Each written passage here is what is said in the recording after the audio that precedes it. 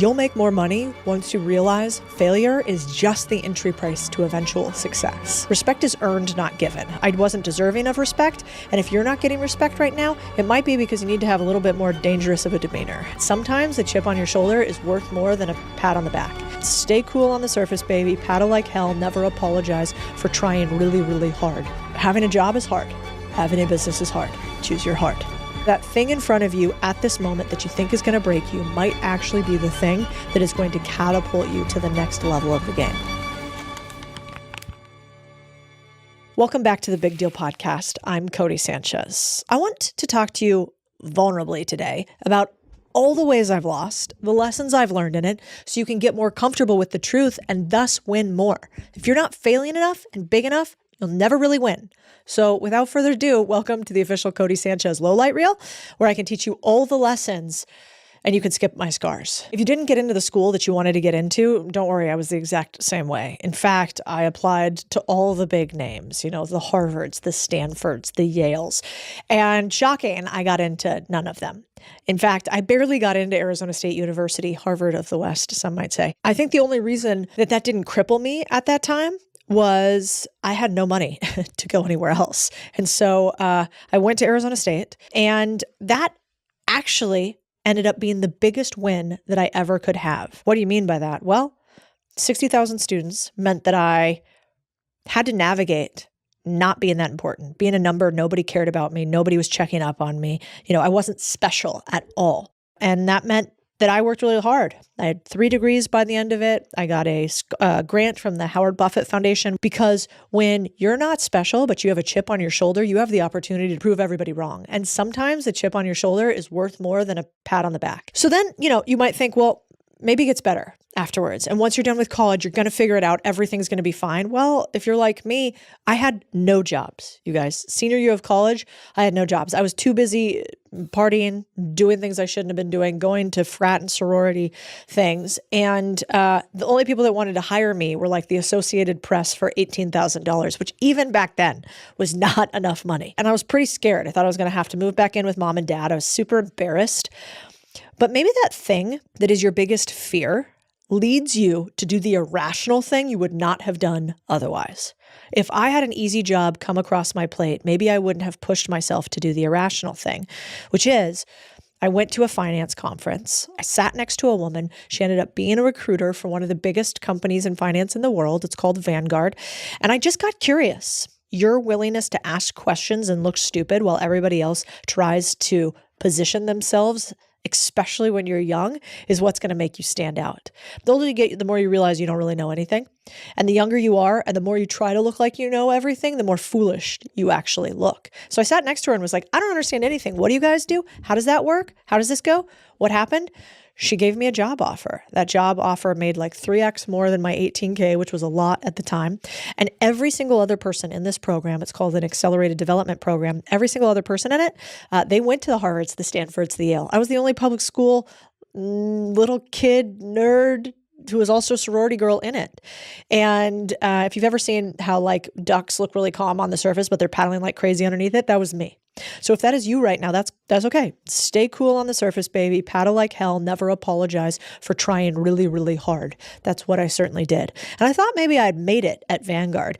But then what's going to happen is you're going to feel like this climb that you're on. Every single time you hit to the top, you hit the first peak, there's a big cliff on the other side. There's a ravine you have to go back down. My ravine was, at the end of that year process, you had to find your own job inside of Vanguard. And so they didn't just like give you another job after you went through the program. Somebody had to choose you inside of the company to come stay and work in their division.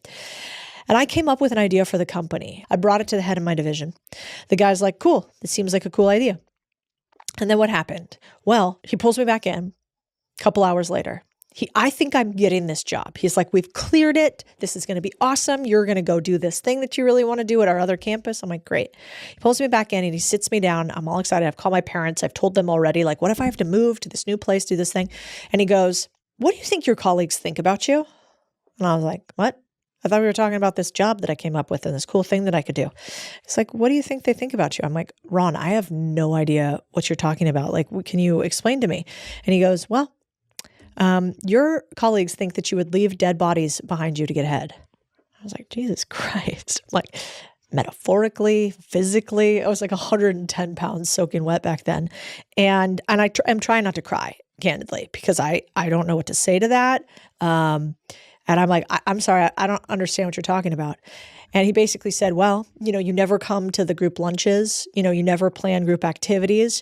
Apparently when people come to your desk, you're like too busy to talk to them. They think that you're too good for them. Little did he know that the reason why I was doing all those things was because I was drowning. Like there were all these smart people who had finance degrees. I was like a journalism background trying to figure out how to keep up with Harvard and Stanford and Yale. And so, yeah, I wasn't like party planning because I was dying on the inside.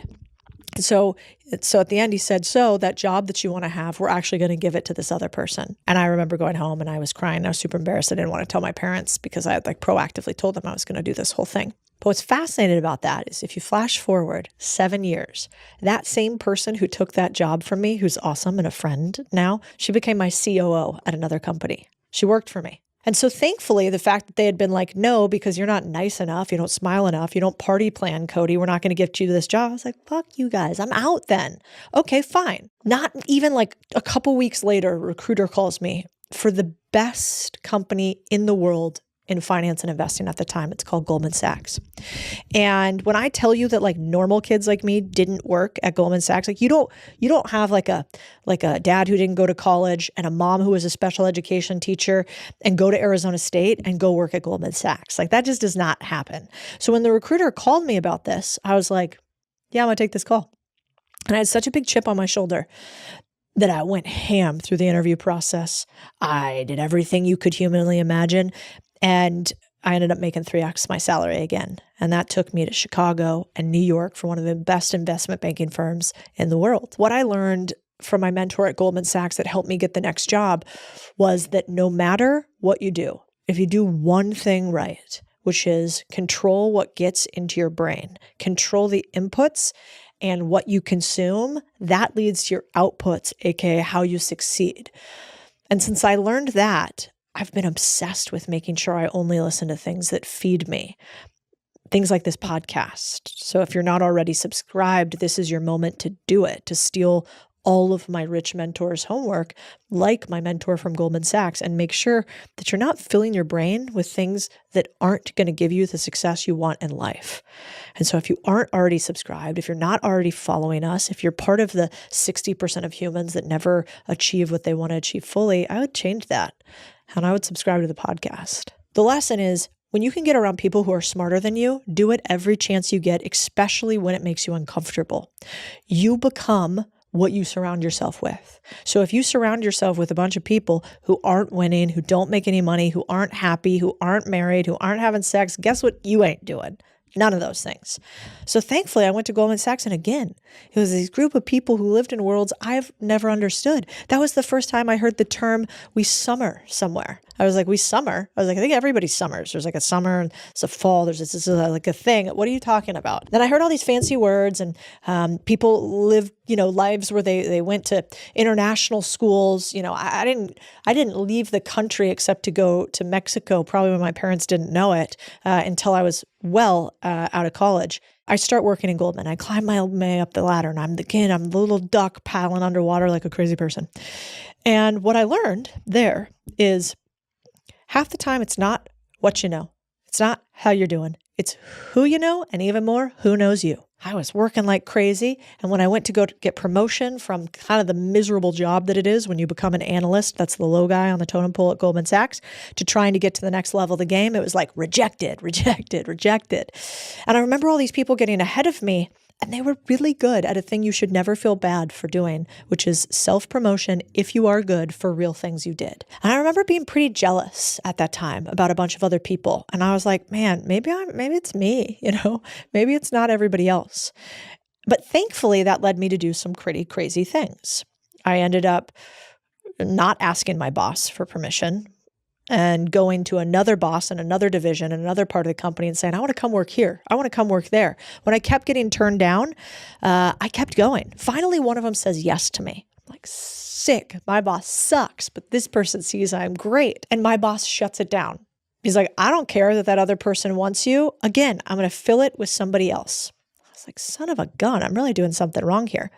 So what happened? I leave. But where do I go? I'm like, well, this time I am apparently relatively unemployable.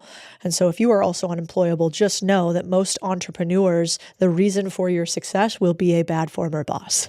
And so it's okay if you're semi-unemployable, if you don't like the people that you've worked with before. Have a little introspection to make sure if everybody's an asshole, what do we know? You probably are. So I'm sure I was in many ways back then. But then I went to State Street. And the way I went to State Street was different. This time I was like, okay, I want to be a boss. Not the boss, but a boss. I want to manage people. I want to lead a team. And I want to see if I'm any good at this. And are they bad or am I like unleadable? And so I wasn't really qualified for that at the time. And the best way to get something you are unqualified for is to show, don't tell, is to do proof of work, not proof of resume. And so what did I do? I went out to State Street. I looked at all these jobs they had outstanding. There was one that I thought I could do, which was in Latin America. And I put together an entire business plan. Here's how I would run this division. Here's the client list I would go after. Here's the scripts I would use. Here's the product I would sell. Here's the people I would hire for my team. Here was my budget. I just put together, I did all the work. And I still didn't get the job. And then I did it 3 different times for 3 different people and 3 different roles at State Street until I swear to God, one of the guys finally called me and he goes, "Are you this Codie Sanchez girl that is calling all of us?" And I said, "Yeah." I go, "Can you imagine what I'm going to do for you when I do this when I don't get paid? What do you think I'm going to do for you when I do get paid?" And he was honestly worn down, like a sad dad, after the kids just beating him up. And I was like, okay, cool, let's do this. He gives me a job. That job was pretty incredible because that was the first time I got to run my own little team. I got to have people report into me. But if you think I was good at it at first, you're out of your mind. I remember the first time I had to fire somebody, which was my first employee too, whose name was Ryan. Sorry, Ryan. And Ryan was straight up Bostonian. I lived in Boston at the time. And I remember nobody respected me. Respect is earned, not given. I wasn't deserving of respect. And if you're not getting respect right now, it might be because you need to have a little bit more dangerous of a demeanor. It might be because you're not that impactful of an enemy, so you can't be a very good ally. And that was me. I wasn't really dangerous on either side of the coin. And so Ryan respected me about as little as a human could. And I remember one day we're at an event and he looks at me and I'm his boss. And he's like, "You got any tattoos?" And he's Bostonian, so he has an accent. And I, at the time, did not. And I'm like, "I do not, Ryan." And he's like, "I got one." I'm like, "That's cool. I'm excited for you." And he's like, "You want to know what it is?" I'm like, "I feel like you're going to tell me." And he responds, "It's a squirrel reaching right up towards my..." And I was like, "Ryan, what the did you just... He goes, my nutsack. You get it?" I was like, "I do. I in fact do get it." Then he proceeds to ask me if I slept with anybody to get this job. And at that point, I'm like, we're backsliding here. This is not working out very well. He also proceeds to not come in with these elaborate stories about why I'm getting in trouble because I got this liability on my hands. And it took me having the balls to do a thing that's not very well lauded on the internet, which is tell somebody they're not a fit for your company. If you want to get hated quickly, go tell somebody that was hard for you to fire somebody on the internet. It doesn't go over very well. But the truth of the matter is, if you want to make crazy amounts of money, you're going to have to do something irrationally difficult. Your bank account is a reflection of the difficult decisions that you've made and the difficult conversations that you've had. The more difficult conversations you have, the higher the bank account you will eventually have. So that was my first little lesson. I was like, all right, now I got to figure out how to get somebody here who would actually, who I could be worthy of their respect. And I got to live up to that. So then I'm looking to leave State Street, Boston's amazing place. What up, Bostonians? Tell me if I got any of you guys who listen. But it's cold as fuck. And I'm from Arizona. And so I was so cold. I had lived in New York and Chicago and Boston. Also highly recommend, if you stay in the place that you were born, it is really hard to change the human who you were. Move often. See who you are. You can always go back, but at some point it's hard to leave. So see what it's like when you uproot your tree. So I was ready to leave Boston because I'm a wuss and it was too cold. And I'm looking for my next role. And so I want to switch into a different part of finance. And for you guys, I don't know if you've ever Like, you want to get to this next level, but like you can't see the bridge between the two. It's too far. Like, you're like, how do I get this ladder from where I am to what I want to be? What I want to be is like not reasonable for where I'm at, but I want to get there. And that was me. And that's when I really wanted to break into private equity. And so there's one firm at the time that was doing it really well. They're called Credit Suisse. They're not around as much anymore. But I wanted to work at Credit Suisse, and I wanted to run this division there like I was at State Street. And I had to interview in 3 continents with 12 different people. I had to pay and fly myself out to those locations to get the job. I still remember the way the guy laughed at me when I told him that I went to Arizona State. He thought it was a joke. He was like, because I made the Harvard of the West joke. He goes, oh, you did go to Harvard? I'm like, no, bro, I did go to Arizona State. Yeah. I got 3 degrees. He goes, do all of them combined equal a real one? I was like, this is going well. I think he likes me. I think we're probably going to get hired. Shocking, I don't get the job at Credit Suisse. And I'm actually kind of ticked because at that point, I was really qualified. Like, I already had the client list. I spoke multiple languages, English and Spanish. I knew the territory. I was already covering it. And they hire this other person. And I'm like devastated. But inside of the thing that I wanted more than anything else was that line from the Garth Brooks song, which is sometimes you should thank God for unanswered prayers. Because what that led to was me building my very first $1 billion in assets under management business in Latin America. I could have gone and been somebody else's employee, or I could have built my own company. And the reason why, again, a chip on a shoulder so big, it feels bigger than any back pat. So I go to a company called First Trust, which is awesome. And I'm loving it, and I'm building like crazy. And then I get divorced. And I'm like, everything's going so good. Total destruction of my life. Lose all my friends. Lose my house. Lose a bunch of money. Feel awful. I'm so embarrassed. We work together at the same firm. That was a real blast. I'm like the only female, not to play the woman card, but it is true. I'm the only female that runs a division there, and all the rest are dudes. So who do you think they like more? Spoiler, not this one. So anyway, they all side with him. I'm still there. It's a total nightmare.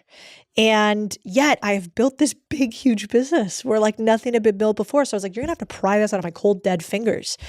I was like, what do I do? Now I have to like walk away from this huge thing that I built, or I have to like see him every day and kind of get these comments. And I remember like one of them in particular, one of the MDs, I will show it to you. We'll put you, if you see this in the YouTube video, I'll put it up there. I keep it to this day. One of the other, kind of directors like I was, sent me an email real late at night one night. And it just said, you are dumbing down the firm. I'm glad you're happy, but you're ruining the mission that we're on. Something to that effect. You can see the exact words here. You're dumbing down the firm. That's the part that I remember more than anything else. And I remember thinking, motherfucker, like, I'm too tired for this. Like, I'm tired. I'm beat up. It hurts. My heart hurts. I just feel like I'm getting kind of attacked on all sides. And I'm like, I'm just going to give it up. I'm going to leave. And I talked to a couple other people at the firm. They're like, you're crazy. You can't leave. You built this all up. Like, you already lost all this other stuff. You're going to lose this too. So instead, I start dabbling in my side hustles, my little side hobbies. And like, they start growing. And I start that's just when I start buying companies. If you know anything about what I do online now, I started buying up these little companies. And I realized whoa, thank God I didn't buy these while I was married, because that motherfucker would own part of them. So I was like, that's sick. Okay, now I got these side things that are actually making me a ton of money. That helped because, I'm expensive. And so I was like, I can't leave this firm and not have any money, and I don't want to live on my couch, and I like nice things. And I think they lie to you guys when they say that you have to live on your couch in order to have success. I do not think you have to do that. I think you have to do very hard things, but I don't think you have to go to the point of bankruptcy and breaking and all of that in order to win. And so these things start like making some money. I'm like, this is cool. What a win. If I hadn't gotten divorced, if him and I hadn't gone through that, if all those people at the firm weren't really mean to me, I wouldn't have tried to like get a little safety raft going. Then of course, what happens? I start getting a little notoriety. Like, they're covering Codie Sanchez doing this in Latin America. I'm on a magazine cover. That's cool. Well, the CEO comes to me and says, I want to take a walk, which, spoiler, you guys, not a great sign ever. So I'm like, oh God, I'm fired. And He takes me on a walk and he basically says, at this company, we get rich quietly, Cody. And I thought, why can't we get rich together? Why can't we all talk about what we're doing? I totally disagreed with him. He's like, well, listen, I got a boat and on this boat, we're rowing left. And if you want to row right, you got to get your own boat, but you can't stay on mine. And now as a CEO, I understand it. Back then I was like, who do you think you are? But I get it. He's right. Those weren't my chips. That wasn't my boat. He has every right to go the direction that he wants. So I had to leave the company. I basically got pushed out. But you know what that led to? I went to another company. I raised $100 million for that company. And we had a huge fund in an industry that historically didn't. I got 3 new partners. I was no longer a director, which is like a level here. I was a partner, baby. I was like in the game. I was a player. And that was awesome. And we had one fund and it had incredible returns. And then we have another fund and it's doing great. And I think I'm kind of like on high, right? And at each stage of these, you guys, my network's stacking up, stacking up, stacking up. It goes down a little bit, goes back up higher, goes down a little bit, but even higher. And then at this stage, I do a thing that I really hope you do consistently, which is I tell them, I think we need to take money off the table. We're winning.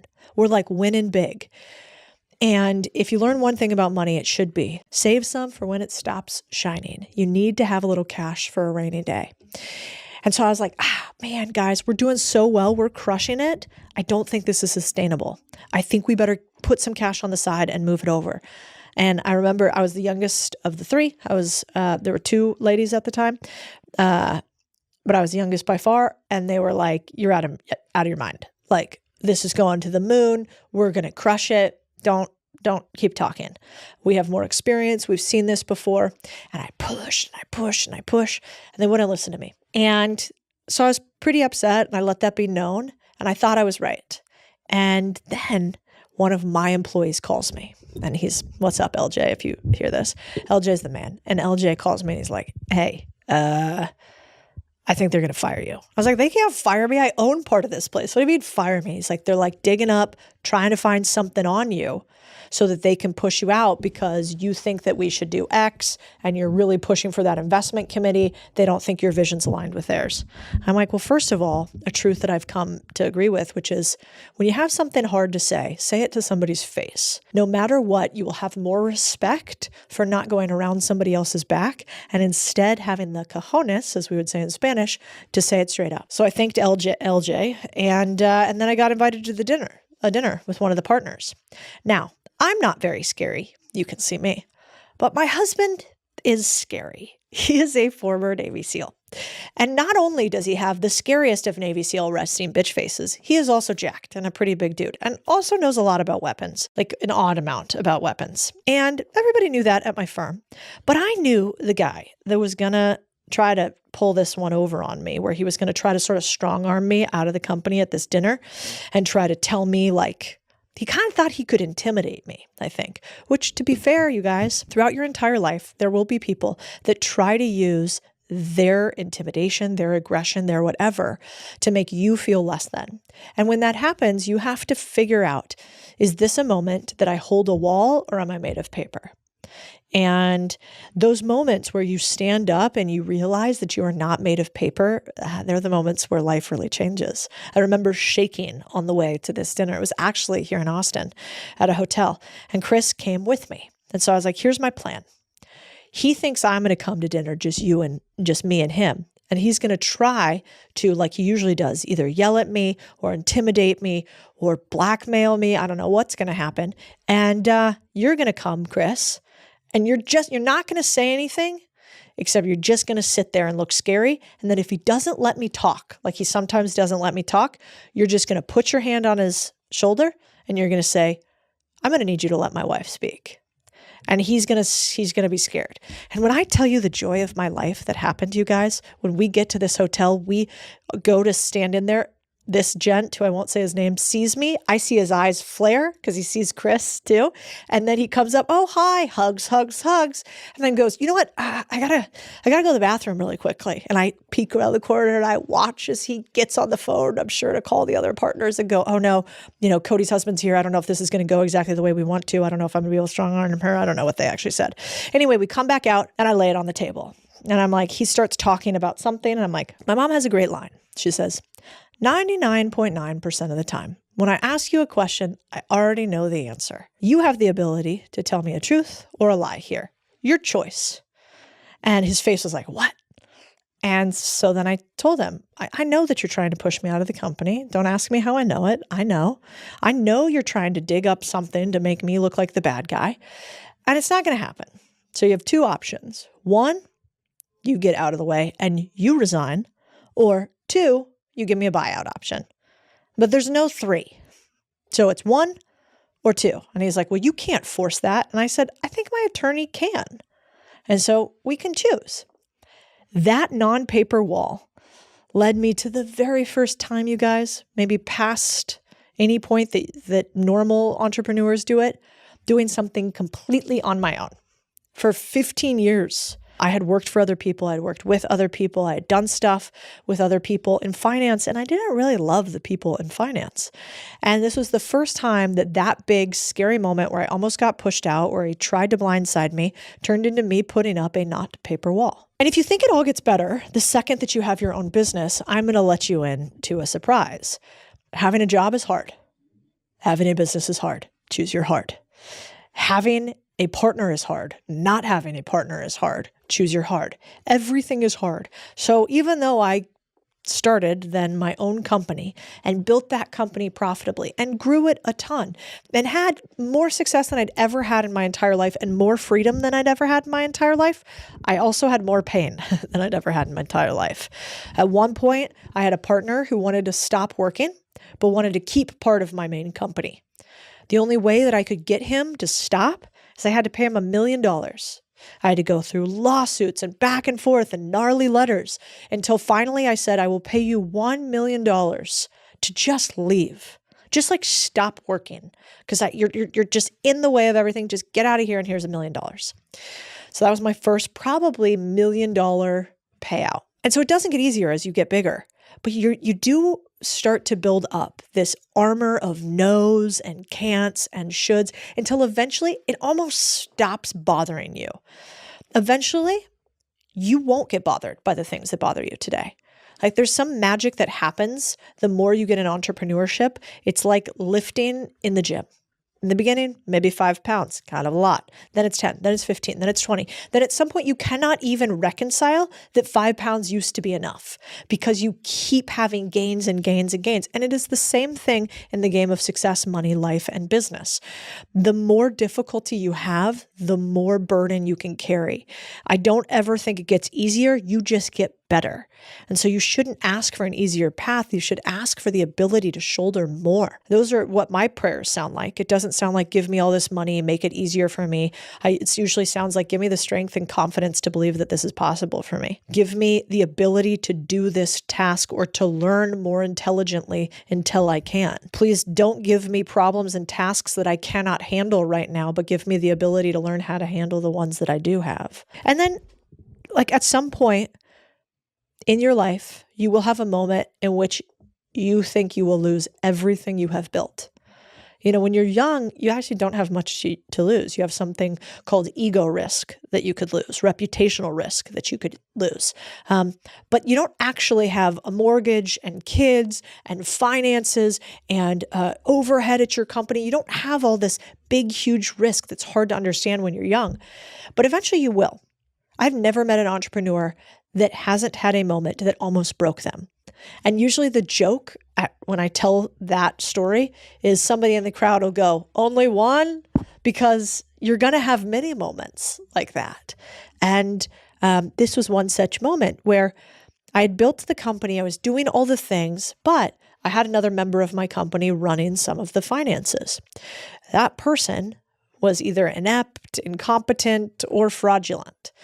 And I didn't realize it, but we were a few weeks away from being completely out of money. I am talking about employees that I couldn't pay. I am talking about having to shut it down. I'm talking about complete and utter loss and so much fear about what that would look like, especially when you wrap up your identity into what you were, a business owner, a CEO, or whatever. And I was so scared for that to happen. And I remember, I've told this story before, but I remember talking to my dad at that point and saying, what do you do when you don't know where to go, you don't know what to do, you don't know who to talk to next. And he calls that your head in the hands moment, when you're sitting alone on the couch in the dark with no idea what to do next. And he said, you're not in the game if you haven't had that moment. You're not in the game of success if you haven't felt completely lost, if you haven't felt like you were going to lose it all, if you haven't been completely mortified at the idea that you might not make it. If you have, then you're in the game, baby. But if you haven't, then you aren't taking big enough risks. That one little risk, I think without it, all of the companies I have today, all of the opportunity would have never been there, because you cannot have financial success with multiple zeros if you have no system of oversight to make it. Almost losing everything built the foundation to make sure I never do that again. Almost losing everything meant that I understood how to run a real company, not how to have hope, luck, and a prayer. So that thing in front of you at this moment that you think is going to break you might actually be the thing that is going to catapult you to the next level of the game.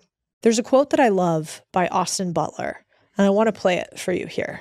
I was at a party once and I was dancing and they said, embarrassment is an underexplored emotion. Go out there and make a fool of yourself. Go for it. Like, feel that feeling, the fear of cringe. That's really go good. out there and do it. The truth of the matter is, you shouldn't be scared about failing. You should be scared about looking back at yourself 10 years from now and thinking, I haven't changed at all. Take the big leap, do the thing, because the only real failure is never actually trying. And it's not just me that says this about failure. Listen to Kobe Bryant, the man himself. If you fail on Monday, the only way it's a failure on Monday is if you decide to not progress from that, right? So to me, that's why failure is not existent. Because, if I fail today, okay, I'm going to learn something from that failure and I'm going to try again on Tuesday. What I love about that quote is he's right. He does it for the love of the game, not the win or loss of the game.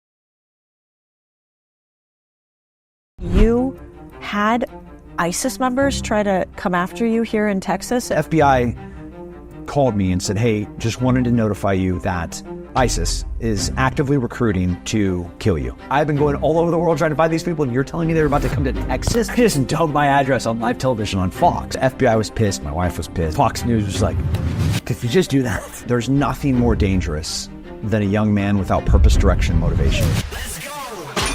I want to share a quick business tip that I've been thinking a lot about lately. It's eliminate, automate, delegate. So if you do tasks in that order in your business, it runs more smoothly. I'm always looking for tools to help eliminate tasks, then automate them, and then finally delegate those that are absolutely necessary. One of those tools is Riverside. Not only can it record 4K video and audio remotely to make sure your podcast quality is top notch, but it's also drastically improved my team's editing speed with the text-based editor. Transcribes your footage, removes silences in one click, and creates these short clips just by selecting the text. Even better, if you make a mistake, which we try not to do, you can delete the sentence and the transcript will delete it from your video instantly. So Riverside has an in-platform editor where you can upload your own content too. So it's not just footage recorded on Riverside that gets the special treatment. So how do people find new podcasts? Often from seeing clips, right? You see a bunch of mine. Riverside gets this, and that's why I like their AI Magic Clips. Analyzes moments in your podcast that have the most potential to get traction online. That saves hours of listening to your podcast for the 5th time to find the perfect clip. Riverside's got you covered. We're always trying to remove, automate, not add, and complicate. But don't waste your time doing what Riverside can do for you. I got you guys a deal. If you want to try it for yourself, get the Riverside link in the description and use the code Cody for an exclusive discount, just for y'all.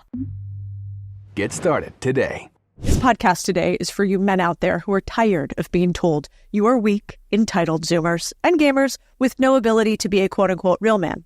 From women telling you you're not enough to society telling you you are too much. From courts telling you dads are less important than moms, I see you. When I look at the men in my life, that is just not the case. And I think the world is starting to wake up to this. And for you women wanting strong partnerships and with men in your life like mine, this episode just hits different. So today, we're going to do a couple things. One is we're going to focus on becoming a man in a world that's afraid to be one. 2, marriage, parenting, and education in a way society tells you to never do. 3, becoming hard to kill in every sense of the word. And 4, building businesses, best-selling books that mean something while also making millions. Welcome to the Big Deal Podcast. Contrarian idea of the week. It's a little bit different here because I think the truth is people don't often want you to win. They don't want you to be harder to kill. They want you poor, weak, and needy. They want to keep you down so your neck is easier to step on. How they keep you poor forever is the secret you have to unlock. And what if it actually has not a ton to do with money?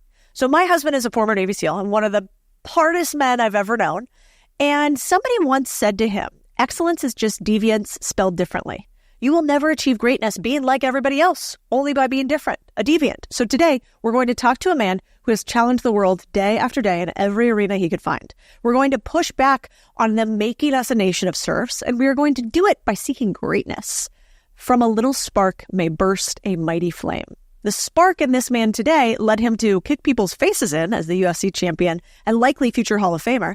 Master pain as a Special Forces Green Beret, write a best-selling book, Scars and Stripes, build a bunch of businesses like Sheepdog Response, education businesses, training, jiu-jitsu, gear companies, and even go behind enemy lines to Afghanistan, Ukraine, Israel, when our leaders and country wouldn't save our allies. He saved them himself. A man I consider a friend and someone I look up to, Tim Kennedy.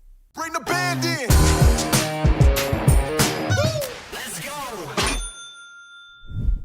Talking about young men today.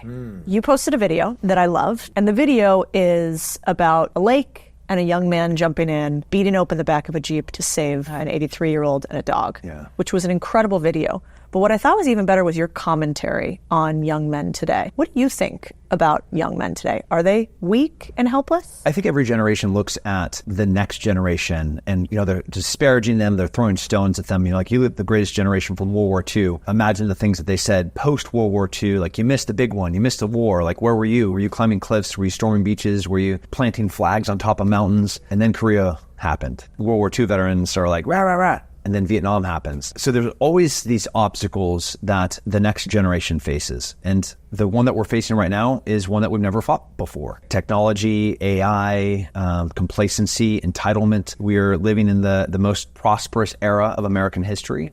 I really believe that suffering is the best thing that can happen to a young person. And we haven't had a lot of opportunity for suffering. You're not rising to the occasion. You're not overcoming these challenges. It's just been really good. And these really nice, wonderful times have created what seem like soft young men. And we need tough men. We're having a hard time right now with not just young men, but young people recognizing that suffering and hardship is good, and that the byproduct of going through hard things is growth. What I think is interesting about you is you went from being maybe how you would have described yourself in your book and other podcasts that I've listened to you on. You went from being somebody that in many ways was a lost young man, you know, drugs, alcohol, bad decisions. You completely changed, but not before being at like one of your darkest moments. A lot of young people today, you know, when you hear your parents say, back in my day when I went to school, we hiked both ways uphill in the snow, right? It's like, you don't understand. You don't get me. You don't know where I was. You don't understand what it's like today, Dad. And yet you're maybe one of the more vulnerable people that I've ever met who's incredibly strong and tough right now. As much as you feel comfortable sharing, you know, when you talk about where you were maybe on like a, you know, very cold day out in the ocean in California, and then what happened to change that moment? Yeah, for me to get to my low point was not entitlement, but easy. Like I had great, amazing parents, great, amazing grandparents. You know, I'm living in the Central Coast of California. The hardships that I was going through were almost not fabricated, but curated. Whether it was wrestling or boxing or, you know, going to do these kind of epic events like going on overseas missions trips, they were controlled. Right, they weren't real. And then you lose a friend in a car crash, like that's real. You know, then your grandpa dies, that's real. Then you start experiencing the consequences of your bad decisions, unprotected sex, or somebody walks into your office and it's like, hey, I might have HIV. You know, having 2 different women that are pregnant. And these are byproducts of my choices. There's nothing more dangerous than a young man without purpose, direction, motivation. That's the definition of leadership in the military, is to provide purpose, direction, and motivation. And then you look at young men that lack that, and you look at me specifically, lacking what am I supposed to be doing, how am I supposed to be doing it, and why am I supposed to be doing it? And you see something very dangerous, which is a young man without purpose. A young man with purpose, I'm gonna cross an ocean, I'm gonna climb a cliff, I'm gonna kill everybody from me until I free them. That is a young man with purpose. We're going through the worst economic disaster in maybe the history of mankind, and we build the largest industrial revolution to become the most prosperous country on the planet. That is young men with purpose. Yeah. Then you look at a young 20-year-old idiot, not thinking about anything but himself. The consequences of a lot of these decisions are kind of all of the fruit is coming to bear, and I'm scared. I don't know what I'm supposed to be doing, walking into the water.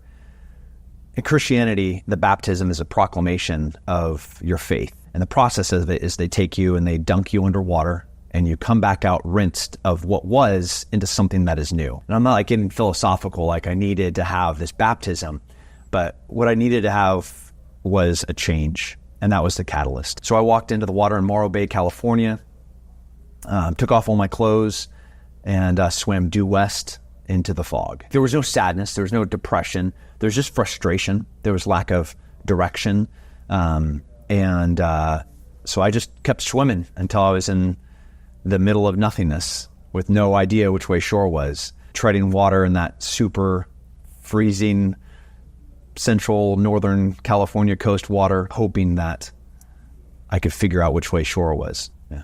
Young men without purpose. Do you remember it still vividly, or does that feel like a lifetime ago?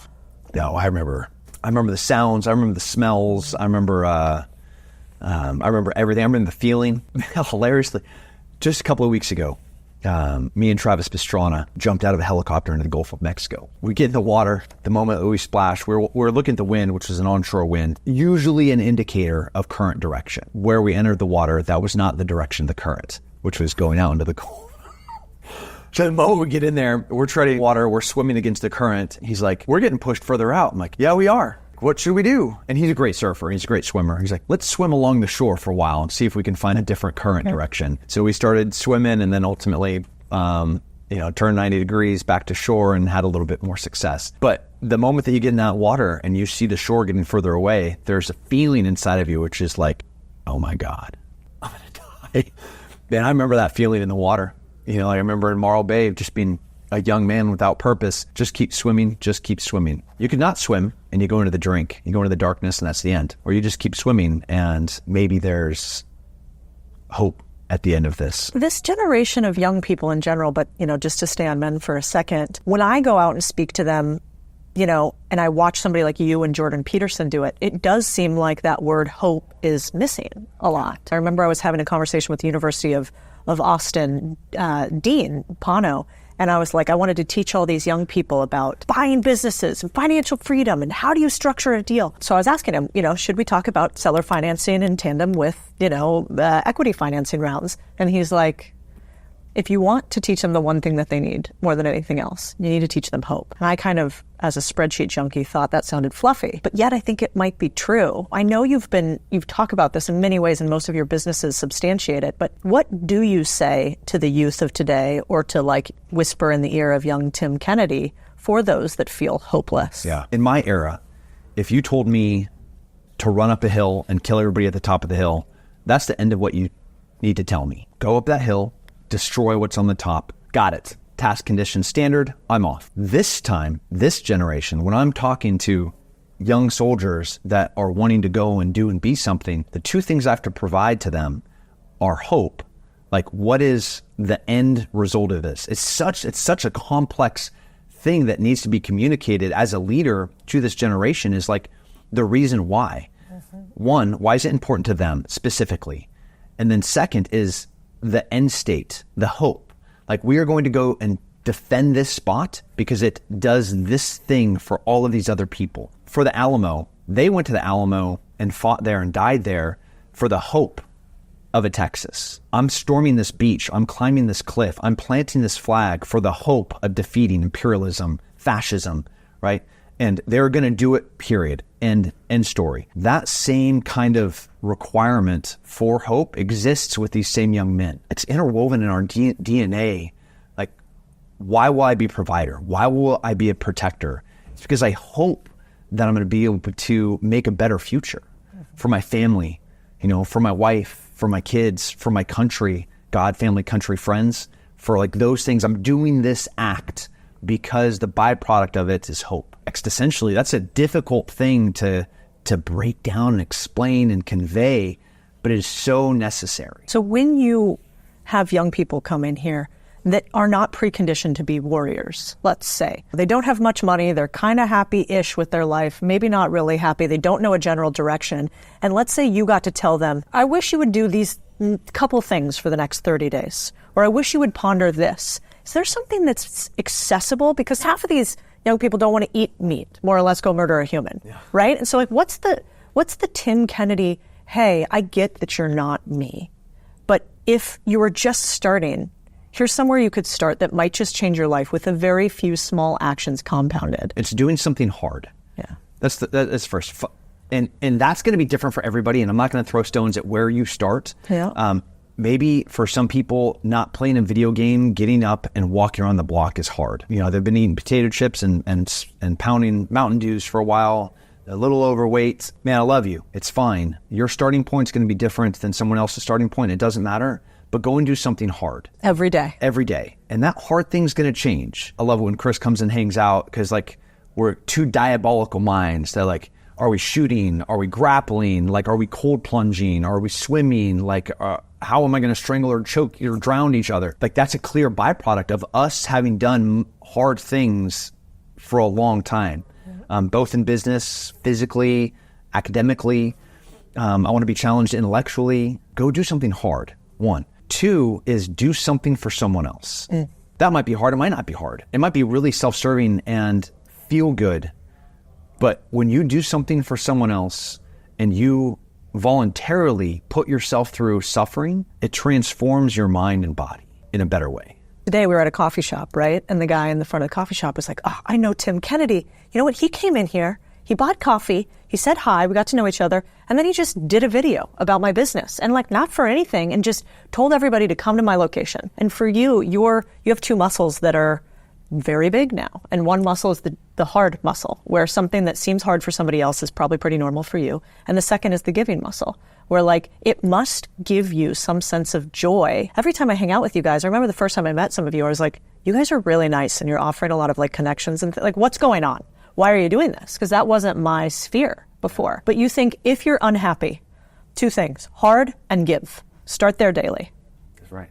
Why do you think so many people struggle? Why do so many people not do hard? Why do so many people not achieve their dreams? And you have so many friends that are ultra high performers. What's the difference? Bedros actually systematically, in a process of his life, he forces himself for 6 weeks at a time to do something that he's not good at. Rock climbing, jiu-jitsu, learning how to do an Ironman. It is part of his program of life to go for 6 weeks and do something that he's not good at. They also dedicate a portion of all of their money to go back into giving. Sometimes they're giving about things that they very much care about. Sometimes it's things that just benefit the community. They do those two things, something hard, and then in some form or fashion, selflessly giving to people. If the people around me if I'm giving to them and they're still around me, I benefit from that. I don't mean to make it selfish, but that act of selflessness of me giving something to my neighbor to make my neighbor a little bit happier and healthier, that will make me happier and healthier. But the act of me giving to them selflessly without any expectation of receiving something in return makes me a better person. And it also forces me to be able to produce more so I can give more. And if I give more, I then start producing more. But if that's happening in conjunction with me forcing myself to do hard, challenging things through the acts of suffering, I then even start producing more. And it's just this like endless cycle of me being able to be a better version of being able to give and provide for more. And then like, where's the limit to that? Yeah, there isn't one. There isn't one. That's right. Which makes sense because in every other week you're in a different country doing X, Y, and Z. And yet, you keep refueling your tank. And I also think it lends to the people that you attract. When you are a giver and when you do hard things, you just attract a different level of human. I remember we were chatting about your wife. And I was like, I can't wait to meet her. And you kind of raised one eyebrow and you go, the thing is, she's tough. She is a badass woman. You were like, she's maybe the most badass woman I've ever met.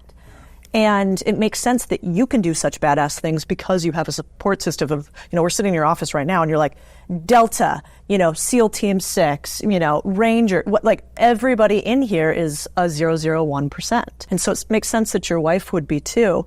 You told me a story about her that I loved, that I don't know if you're willing to share, about a bar, a stiletto heel, and a dude. That's right. Do you remember that story? Yeah, there was love at first sight when she walked onto a unit in Fort Bragg, North Carolina that you can't walk onto without like serious clearance. So she walked on as like, that's a Russian spy. There's just no chance that human is here. If you're at Fort Bragg and like the ratio of men to women is like 9-1. And the next time I see her is at this bar in Fayetteville, North Carolina. She would just go with her friends. They wanted to be left alone. They just wanted to listen to live music. There's not a lot of great places to listen to live music in a military town. So she's sitting there listening to this music and she gets up to walk to the bar to get a drink. And there's this ramp that goes from the live music floor up to where the bar is. And this guy wanted her attention and she was not wanting to give anyone attention because she just wanted to go back to her seat and be left alone. I know this because I went up and talked to her and that gives an indication that she talked back. That's not what happened. I started talking to her and she just started turning and I'd like remove to try to talk to her more. It's just turn again. And then ultimately she just like walked away like I was never talking to her. And it's really awkward. I was like, anyways.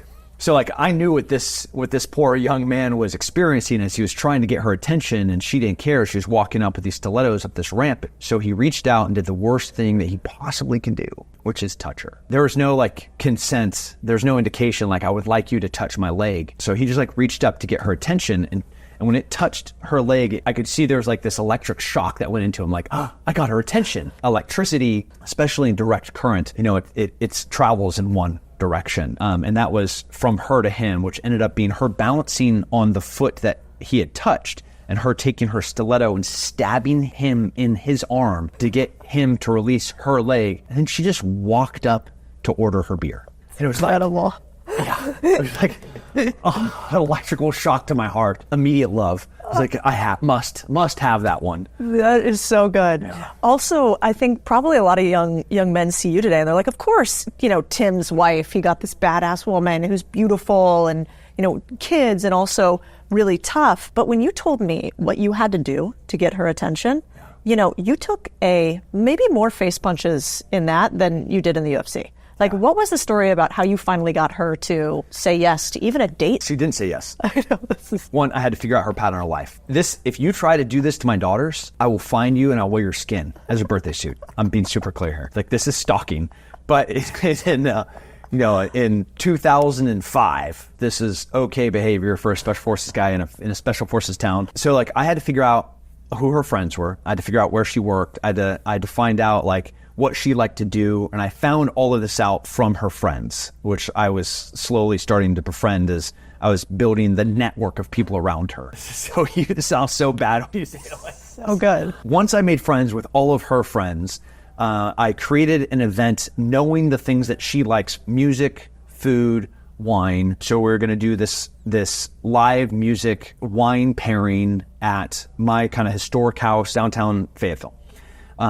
And I told all of the friends different times than what she was told. She was told a time to the left, and they were told time a little bit later to the right. And so when she showed up 20, 30 minutes late to her time, it was still 20, 30 minutes before anybody else was going to show up. And this was like the Razor 3 flip phone era, where you had to hit, like, if you wanted the letter C, you'd hit the letter 2 3 times, A, B, C. Oh, yeah. So I had saved a draft of a text message to go out to all of the friends simultaneously, like, hey, dinner's canceled, I'll see you guys later, because I knew that when she got there early, I had a reservation made at an Italian restaurant downtown, and our first date happened when she shows up, and it was like, things like fell through for a whole bunch of people, and like well, I'll just take you out to dinner. And I don't know why she said yes, but she said yes. And from that day until the day I left for Iraq, on my first real combat deployment, I took her out on a date every single day from that day until I went overseas. And then when I was overseas, I had somebody follow her to make sure she was a good woman. No red lights outside of her house while you were gone? Or, like, not a Russian spy. Not a Russian spy, and when she says, hey, I'm going to be just with you. Okay. Let's see. Let's see. Trust but verify. Uh-huh. Also a Russian proverb, actually. What's incredible is in this day and age, this is the opposite of what we're taught to do. Like, I miss the Tinder, Bumble era with Chris, thank God. But what are we taught to do? We're taught dating is a numbers game. Swipe, swipe, swipe, swipe, swipe, swipe. And if you go on 1,000 of them, then you will have a high probability of finding another person. But quite opposite in business, right? You would never say, the goal is just like call 1,000 people. You would say, know who you sell, find them, and predisposed people who already want what you're going to buy and sell them really well. And so I think it's actually a beautiful reminder of you can opt out of actually the virtual, awful, soul-sucking world of swiping left and swiping right. And you did exactly that. I don't think there's anything less conducive than finding a person that you want to spend time with than, one, just the physical features that you see on their phone, two, the access to that person via technology. Why did young men have to leave their village at puberty to go and find their spouse? Because you couldn't spread your seed with people that lived in your village because you guys were genetically too similar. So the act of leaving your village to go to find someone else's village, like, one, there's sometimes war that happens between those two villages, bears, tigers, who knows what's between the two of these two places. It's hard. It's supposed to be hard. There's supposed to be like this beautiful ballet of violence to attract that spouse, to attract your other. And there's something really rewarding, and I'm just speaking from my perspective and my wife expressing this, to being pursued. It is really sexy. It's really fulfilling to know that their man they'll pursue them. To this day, I pursue my wife. Fight for a date. Fight for, like, can we get coffee? Fight for, hey, your mom's coming into town. I'm taking you to Paris. Fight for, like, insert all the things so she knows that she's being pursued. The bar for pursuing has actually never been lower. because you used to have to do wild things to get a woman to pay attention to you, right? You know, you'd have to ask her father if you could even take her out. You would have to get through a slew of brothers potentially and friends. You'd have to do group dates where you couldn't go by yourself. And so while simultaneously the optionality has never been higher, and so we feel like it's harder than ever to date, in some ways it might be easier than ever to stand out as a young man. But important to hear for people who feel like there aren't women anywhere, for this new incel movement. It's like, really, if you focus on you becoming the best version of yourself and actually pursuing a woman, you might have a much higher likelihood of success than you could ever imagine. Find values that in the person that you want to spend time with, and then the activities that are around those values, you can find those people there. Like, you want an active person?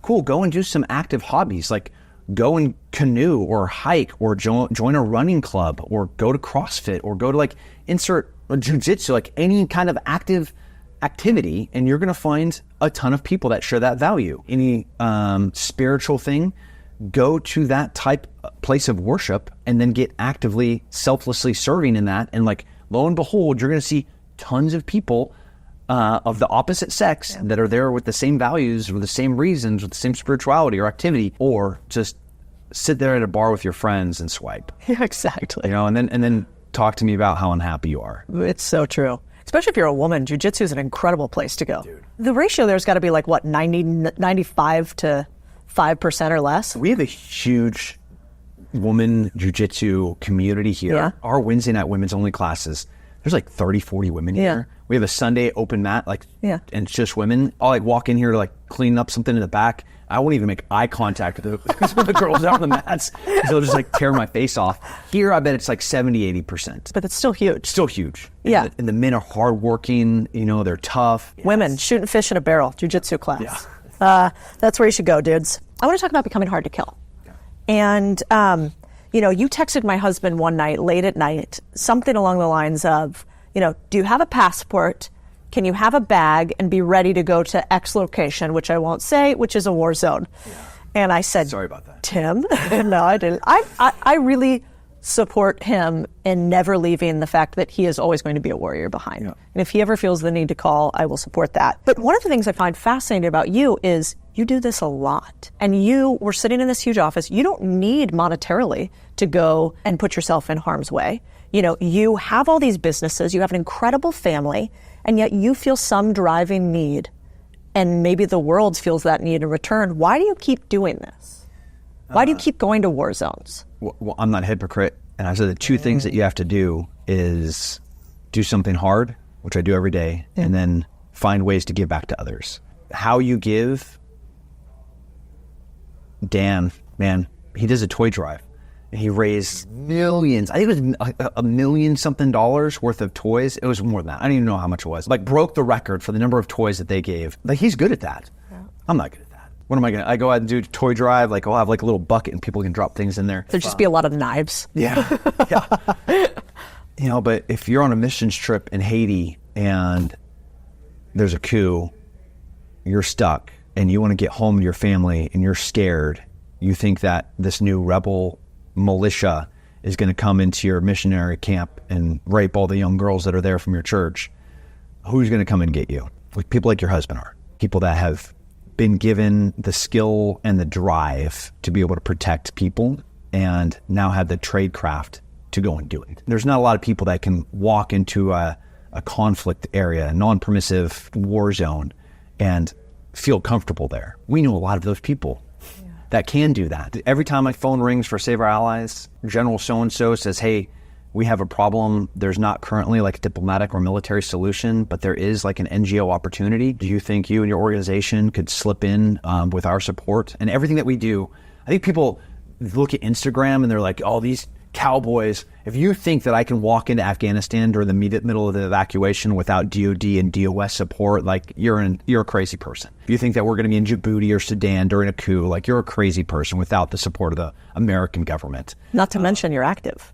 Yeah. Which I didn't even realize. Yeah. Well, like, I don't talk about a lot of that stuff because I'm assuming that people will figure out that there are systems and processes that we operate under. Yeah. Like, I'm not throwing on a cowboy hat and be like, oh, I'm going to go to Afghanistan and rescue people. It's going to be like, there's a specific need and a requirement that has to be filled, and we with a group of people are able to do this and help. I do it because it's my version of giving. And I think it makes me a better person and a better business partner and a better colleague and a better husband. Will you ever stop? No. Ever? Nope. Do you like it? No, it's like the worst thing ever. Explain that. Like being in Israel after the attack. Like I know Israel's like a trigger. That's regardless of what side you are. But I'll just tell you, you get there after October 7th and you see the hollowness in the eyes as the reports of what happened, the villages immediately adjacent that were attacked. It's horrific. Like you go to Afghanistan during the evacuation in August of 2021, there's nothing good anywhere. Like you can't look in any direction and see a happy story. Sudan or Haiti or Ukraine, like I don't care where your political allegiances are. There are people that are suffering. The only people profiting are the people that make the things that kill both sides, and they sell to both sides. But there's people that need help, and I can't not do it. You know, if I'm at the mall or I'm at church with my family, and I start hearing gunshots, first thing I'm doing is getting my family off the X, right? Like they're going to get in the car, they're going to be gone. There's not a chance in hell that I'm not watching that car drive away and I'm turning around and running back in. Does that mean I like doing it? No. But that means I have to do it and I was made to do it. Yeah. And there's lots of people that were built that way, that were made that way, and then learned to be that way. I think what's incredible too is finding, if you carve away the layers of easy and complacent and prescribed, finding that probably a lot more people are made to do these hard things than we think. And that's beautiful. I think almost all of us are. That is very intuitive of you to recognize when like all of these smoke and mirrors to the 2024 world that we're living in, when you start pulling back the entitlement and you start pulling back that I can, Uber Eats and have something delivered to my door, there are still the same species that carved their existence out of the wilderness. The same group of people that are sitting here in this country today are descendants of people that were told they had to pay a tax on a hot beverage, and they're like, nah, so they pushed it into the harbor, and then because they pushed it in the harbor, somebody got shot in Boston, the shot that was heard around the world, and then we killed everybody that was on the other side until they left the continent. Like, that is our heritage. Yep. And every single one of us are descendants of that. We all have it. It just hasn't been, cultivated. Yeah, 100%. We were with a couple of girlfriends this past weekend, and it was the first time she was shooting a gun. You see this because you have, protector courses for women with Sheepdog Response that are incredible, that I've had a bunch of friends go through. And watching a woman for the first time, like her face, the fear, the guilt, the like a little bit of shame of holding it, the am I going to hurt somebody else, which is typically what I see on women's faces. It's not even I might hurt myself. It's like, what if I hurt somebody else? And then when she finally shot it, not actually a release on the first shot, I don't know what you usually see, but like kind of scared. Yeah. And then having to shoot a bunch of them until she thought, oh, like I feel a little bit safe. I feel like I could handle this. Is actually so beautiful. And, women were warriors too. And so I think you do an incredible job of pushing people towards that. The transformation that happens in these walls in 2 days. Like when women come on a Friday, they get like a situational awareness class. They start learning like all the things that they have in them are beautiful things that have to be harvested and cultivated and encouraged. I park under the light, because I'm fearful. I'm like, that's fantastic. You should always park under the light. You're so sweet. We'll walk into the coffee shop. You're like, hey, do you want the seat? I'm like, no, I can see the door from here, and you can see the door too. But you are seated in the exact seat that you should be seated in. In 2 days, watching that same fear of like, can I hold this gun? Can I do this fighting thing? Can I get this guy off of me? As like one of, Yako Khalili, Special Forces. He's a stud. He is a stud. He's a frightening human. What a gentle giant too. How come all the scary guys are the nice ones? If you are intimately familiar with violence and you are capable of violence, the less you have to prove and the less amount of violence you have to do to ever be successful at anything. In law enforcement, the more trained and capable somebody is, the less amount of violence they ever have to do. I use Chantry or Travis, they're Austin PD guys, both monsters, both like professional fighters, both great shooters, never have to tase someone ever, never have to pepper spray anyone ever, never have to hurt someone ever to get them in cuffs. And they are the most violently capable people. My family will never know the amount of violence I've done to understand like how soft and gentle I am to them. Like my kids have never seen a harsh hand out of anger or out of fear or an ego position. If there's harshness, it's out of love and wanting them to be a better people. But you're 100% right. Like, these monsters out there are the nicest people on the planet. Yeah. And it's because they're capable of doing so much. Jordan Peterson talks extensively about a man being pushed to his absolute limits. He should be capable of doing violence. And he's a good person because he chooses to be kind. Like, if you're not capable of hurting somebody and you don't hurt somebody, that doesn't mean you're good. It just means you're useless. But if I'm able to take your face off, but I choose to be kind and gracious and giving and selfless to you, now I'm good. It's so true. Yeah, give me that. Give me more of that. I want to talk about fear a little bit. So you have been in so many of these situations. You just got back from one where there's like danger and death all around. And I know, at least for me personally and anybody listening, fear is really scary. I associate a lot with that quote from Dune that says, fear is the mind killer. It is. You almost don't know what to do. It can paralyze you. And you must be in positions all the time where you are scared, you are fearful, you don't want to be there, you don't like it, and yet you do it anyways. Mm-hmm.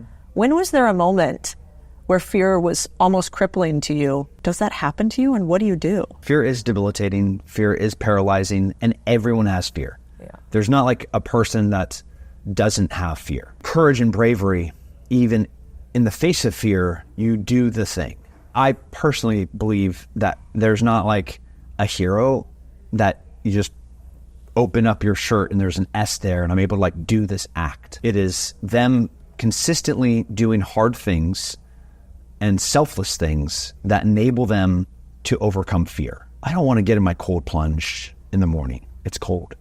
It's 34 degrees. I'm sitting there 5 minutes, but I get in there and my heart just pounds as if I'm about to die. And then 5 seconds later, I'm like, oh, this is all right. Like, that's the tiniest version of it. Like, I don't want to go out on the match with Yako. Are you scared then? To get choked? Yeah. Like, my ego is for sure. Competing in jiu-jitsu or competing in a shooting competition or jumping out of a helicopter with Travis Pastrana.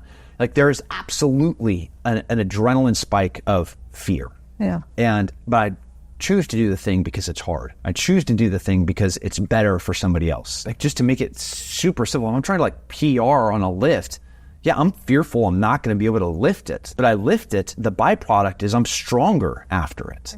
Yeah. I know that's like super oversimplification of it, but in the human condition, if I'm fearful to do this act, this hard thing, the selfless thing, this thing that might hurt me, that is suffering, but on the other side of it is a better version of me, cool, I'm down for it. I'm here for that. Do you have a mental monologue that goes on? Like, for instance, I'm scared all the time and I try to do things anyway. I think fast twitch fear is interesting because fast twitch fear is like, I don't want to go get choked out, but like, I got to get on the mat and we're doing it right now. And so I have 30 seconds and I just have to go and I have to be able to fast twitch decide into fear. And then there's like slow twitch fear, which is I'm scared for an extended period. I could bail at some point. I could decide to not do this, but I have to beat fear every single second and moment for an extended period of time. And I remember like I was hiking Mount Banker. I don't like heights. I don't like the cold. It was a blizzard.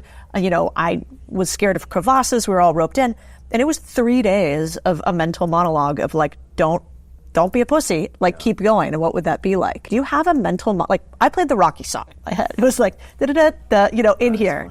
Do you have that anymore? Or are you cognizant of it? Well, I'm very cognizant of it. That desk back there is a painting of two guys on the runway of Afghanistan. That is in August as we're loading up C-47s or C-17s to get people out of Afghanistan. The flight into Afghanistan that I took out of UAE, it was a long flight.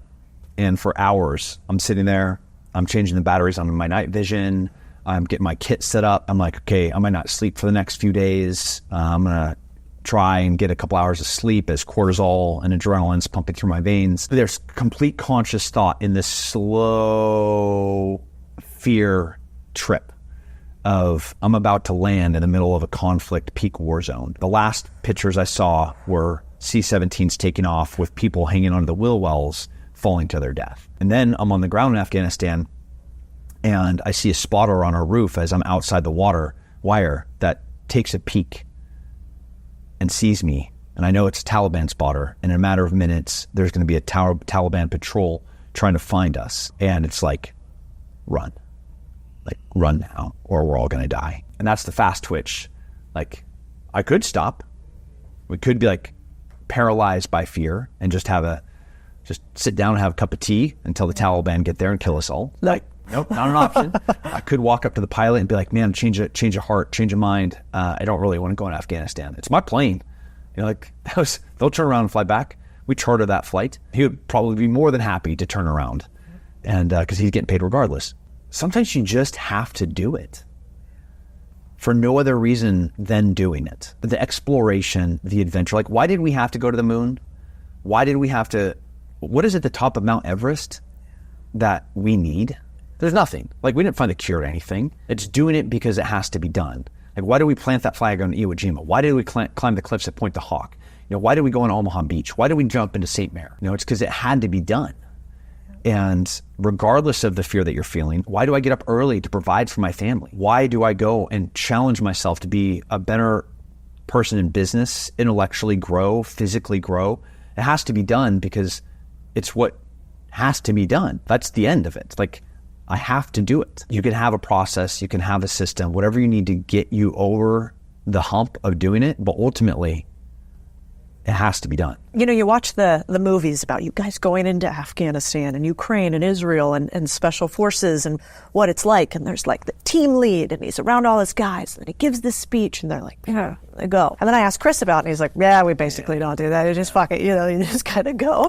But I was wondering, is there a leader from when you were in or now in a moment that inspired you incredibly, and why and what happened and what he said? I've had so many great leaders around me. I promise, Cody, I am like below average, especially in the worlds that I worked in and work in the military. Being around true, talented, high performers, I'm like hanging onto their coattails, trying to like, I don't deserve to be here. Be able to contribute in some form or fashion, I think is what each of us really focus on. So I take this pie and we break this pie into these slices, and each of these slices for our skill set is my job and my responsibility.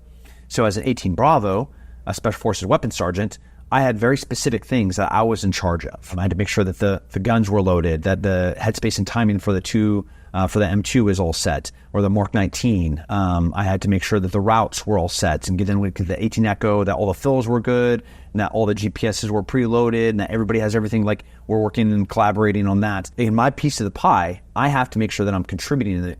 And my team sergeant isn't there getting like, all right, here's our motivating speech, guys. Like, ever? No. All right, Hollywood's got it wrong. Yeah. I remember I was in Iraq pulling security. I wasn't even good enough to be on the inside of the building. I was literally on the outside of the building, in like behind cover, pulling security as like the dudes were doing a battlefield interrogation, like tactical questioning on the inside. Lower experienced guy was on this other corner of this building, and we had these interlocking sectors of fire. So he was like looking, his piece of the pie was from here to here, and then my piece of the pie over here was from here to here, and our lasers would cross here, making sure that we both could see everything. The ground force sergeant major for the Delta Force unit that was on target with us, he comes up, he's like, hey, what are you doing? I'm like, pulling security. He's like, yeah, what are your sectors of fire? So I could turn my laser on, and the guy next to me, he turns his laser on, which is like confirming that we both are good here. Yeah. And sometimes you turn your laser on to indicate that you're looking at something. Yeah. So he'll turn it on too, but he'll put his on in flood mode so that I can see a little bit more. And I turn his off, and the Tommaso, who was wearing multicams, I was wearing desert combat uniforms. It's the DCU's, the camo color. So he like looked different. I'm like, who are you? And he's like, he says who he is. And I'm like, what are you doing here? He's like, anything I fucking want. Like, that's so cool, dude. That is like the coolest response. Like, you want to talk about the most motivating thing to like a young E5 on target that doesn't deserve to be there, as like the boss of all bosses is sitting next to you, spot checking your job, and you're doing the right thing. Like, that was the most motivating thing. As he wasn't disparaging me, like he wasn't like being aloof, he wasn't talking down to me. He was just being like matter of fact, like, whatever I want, bro. And then he walks back into Target to check on how the interrogation's going. And I was sitting here like, dude, that was so sick. I'm gonna pull the best security I possibly can. You get over there, check my laser again, check your laser again, sick. All right, that's the version of the motivating speech that is missed in the movie, and understanding the culture is like, and then back in, sick. So good. I remember we went to Team 3's 30-year anniversary. What struck me is it's often with you guys not about what you say, it's about what you do.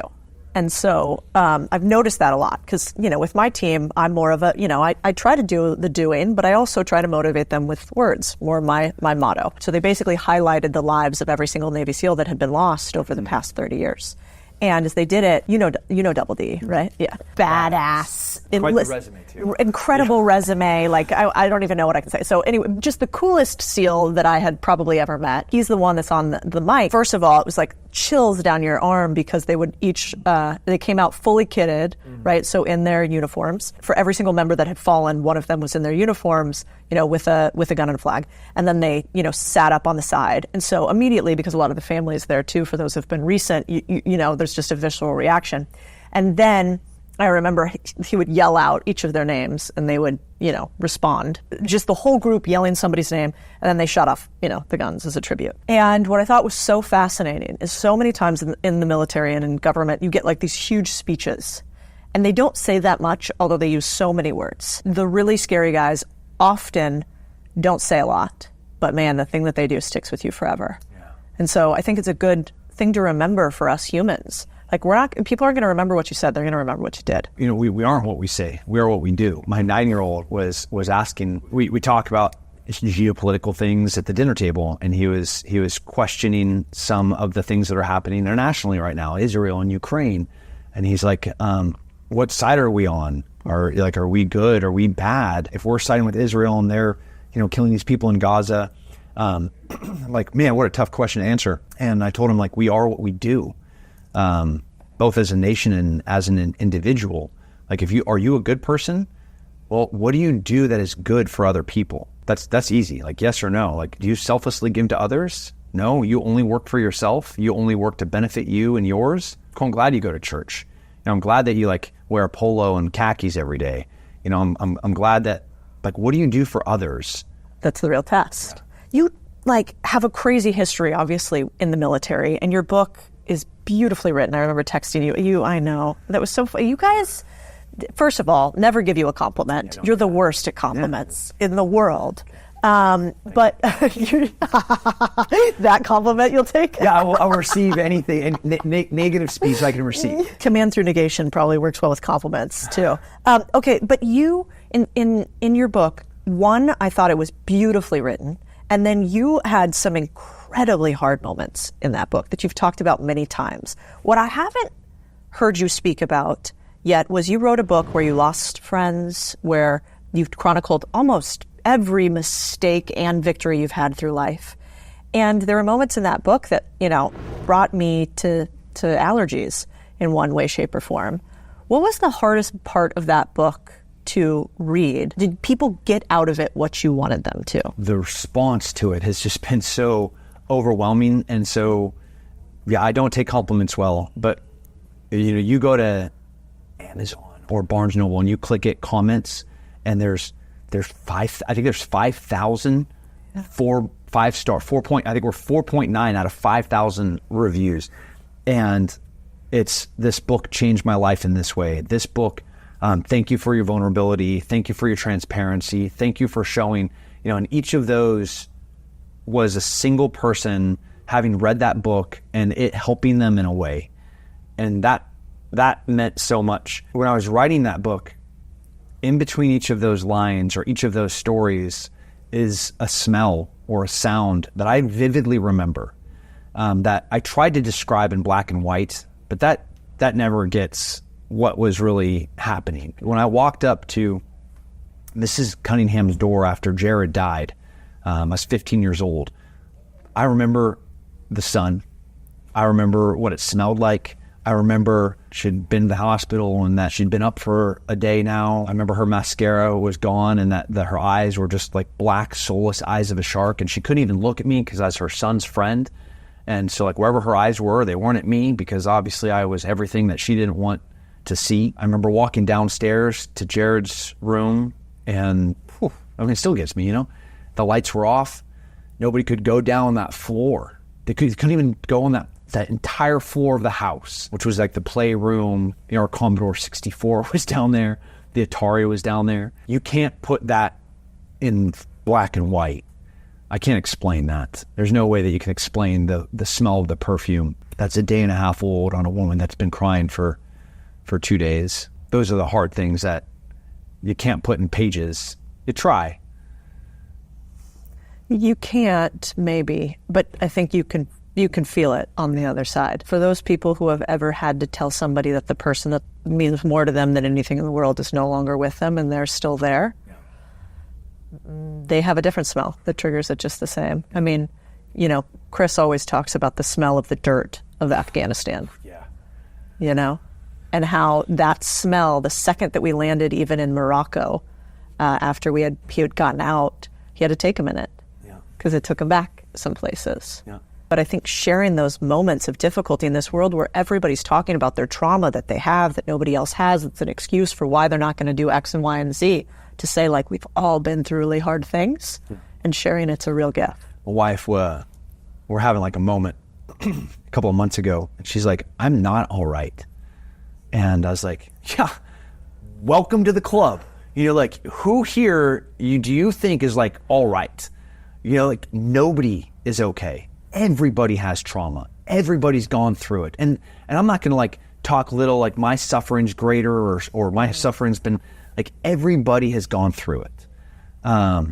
What's Trump's big son's name? That giant. Oh God, I don't know, but I know who you're talking about. Born into wealth and prosperity, like supermodel for a stepmom, and like president for a dad, billionaire for a dad.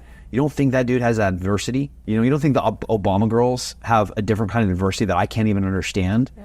Of course they do. Without a doubt, there's trauma there. Yeah. Without a doubt, there's suffering there.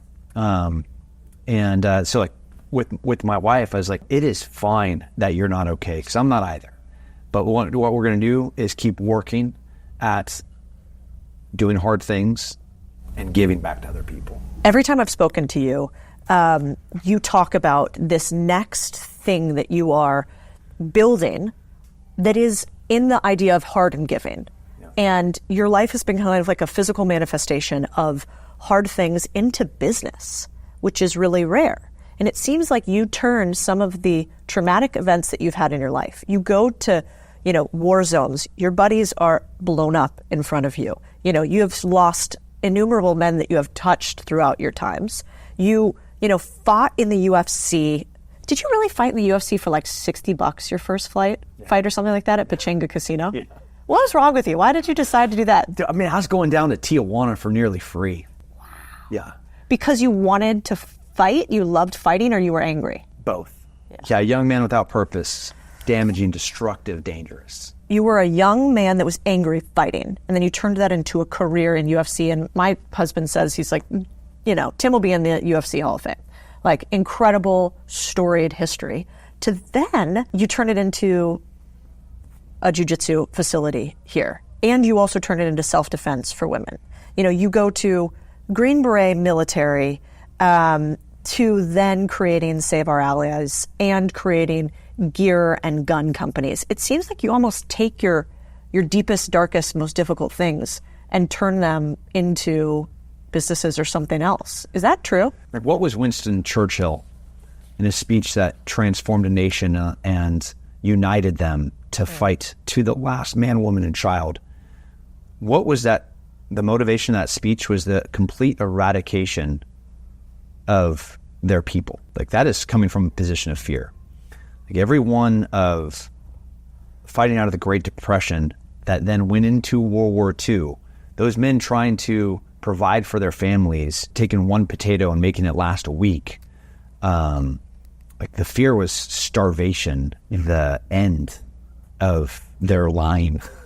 And they take all of that fear and they take all of that suffering and they weaponize it for good, or they weaponize it for overcoming, or they weaponize it for accomplishing, or they weaponize it. Like, It's a superpower when you can do that. When you can take the thing that can hurt you and then transform it into the thing that builds you. The weaponized for good is that something that you think about? I do. Yeah. We are going into a conflict war zone. I don't think there's a better example of weaponizing evil, like the things that we were taught to do, how to kill people, how to track people, how to figure out a pattern of life and an intersection point to be able to kidnap a person, how to overthrow a government. Like, these are the things that we were taught by our government to do. And I take the inverse of that and do that for good in a country to rescue Americans out of a conflict area. Like, there's not a better representation of that. Speaking of hard to kill and weaponizing for good, is it a true story that you had ISIS members try to come after you here in Texas, and what you did next from that sounds crazy to me, but except I know you, so it might be true? I think you're giving them a little bit too much credit when you say that, like, they're coming after you, because they're a bunch of cowards. Yeah. They're a bunch of, like, impotent, tiny, petty humans that don't have the capability to do anything brave or courageous unless there's like 25 of them and they're going to kick in a door in the middle of the night and like rape the child and then try to kill the parent. Yeah. Like, that's brave to them. Brave would have been actually doing what they were trying to do, which is find me and kill me. Here in Texas. The FBI called me and said, hey, just wanted to notify you that their ISIS is actively recruiting to find a radical in the central Texas area, to find you and kill you. I was like, fucking sick. You know, like, this is so fantastic. I've been going all over the world trying to find these people, and you're telling me they're about to come to Texas? Pick up the phone. I have a friend that works for Fox News. I was like, hey, ISIS is trying to kill me. Can I go on live television? Like, yeah, sure. Unbeknownst to them, my plan was to go into live television and give my home address, which is what I did. The camera goes on, and I see a red light, and I was like, hey, we're live? Like, yeah, we're live. I'm like, this is so cool. Like, you can send anyone that you want to my door. Just know that you're never going to get them back. That's the end. And I just dumped my address on live television on Fox. And the FBI was pissed. My wife was pissed. Fox News was like, could you just do that? And yeah, but of course they didn't show up. I wouldn't show up to your house either. Nope, no chance. But hysterical. Can't imagine why your wife was upset. Somebody asked me the other day, like, well, what would you do if somebody came into your house and tried to attack you? And I go, well, you know, the natural thing is, like, I just flip the switch that turns on the strobing lights and Welcome to the Jungle song, which is Chris's idea for home protection. And then, you know, you end with a shotgun. And so I think you guys are built different. Yeah. You guys are total psychopaths in the best way possible. If somebody came into your house and Chris, like, you know, the alarm goes off, or, you know, a Ring camera goes off, and there's somebody like pushing in the door, the first thing he'd have to do is like hide his erection. He's like, yeah, finally. And then the second thing would go and like do the business that he's built to do. It'd be hilarious. He might actually take off his pants. Yeah. He might not hide it. And then he'd send me the video, I'd be like, dude, this is amazing. I just watch over and over and over again of him like seeing himself and then going out there and taking the dude's scalp off. Yeah, but, you know, quite honestly, you know, I was with a group of friends this weekend, and we were talking about there is such joy as a woman to be with a man who you know can protect you. Yeah. And to support that man in the endeavors that he has. You know, we helped support him on some stuff that he did this weekend. Young Codie kind of thought that she was girl boss, tough, didn't need no man. Now being very happily married to somebody who at times drives me crazy, for sure, but is that protector, is so incredible. Empowering.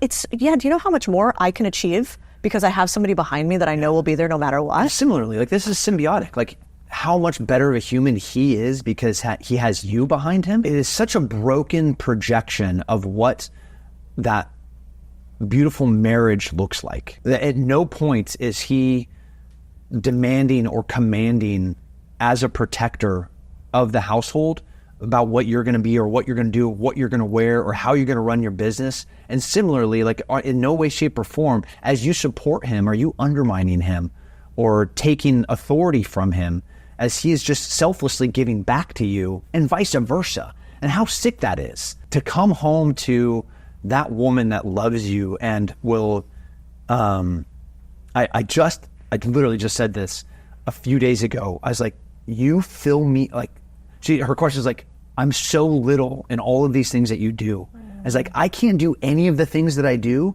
without you filling me up to do those things. And like, everything in my soul and everything in my being is rejuvenated, and some things are created in those moments with her. And I think, realizing that you have a human who will go through the test of time with you is one of the most powerful things you can do. Because why else fight? Why else work out? Why else get the six pack? Why else build? It's not, at some point you don't need more money.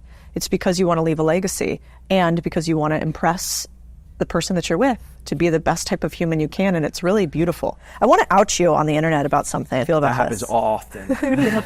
One of your biggest secrets, actually it's not totally secrets that the internet doesn't know, is you have an almost trad wife level of love for chickens. I do love chickens. You and I, we always joke about these like sending little chicken videos that we should be doing. We talked about being hard to kill, but this other part of what you do is like being hard to sustain overall. Like, being a type of person who can be an independent center of gravity. Part of that is like chickens and meat, and like talk a little bit about that, because I think there's a whole movement of women that love that, and a whole movement of men that are now kind of getting into this as well. Self-sufficient, being a provider, being a protector, all of that falls back into categories of being sovereign.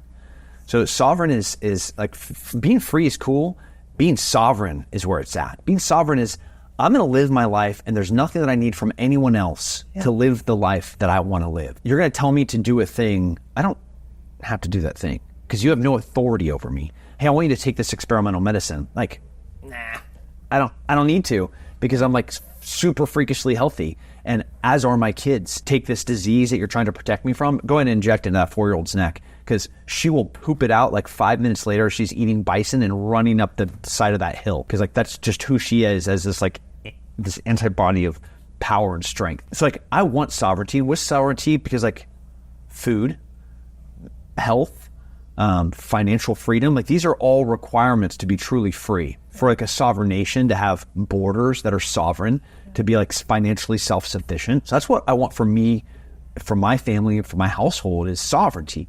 And chickens are kind of a representation of that. They are like this proclamation of like, they give me guilt-free protein. Like you want to be a vegetarian for like ethical reasons, buy chickens, because they give you the most, like in that tiny little egg is everything to build life. Every nutrient that you need to live is inside of that beautiful thing that they're going to drop every single day. And it's free. They're freely giving it to you. And they're cute. And like, I got little poof head ones that run around. You know, I want that one. Luna. I want that one so bad. And my eggs are orange, and they're rust colored, and they're blue, and they're green, and they're speckled, and they're white. And they're the sweetest things.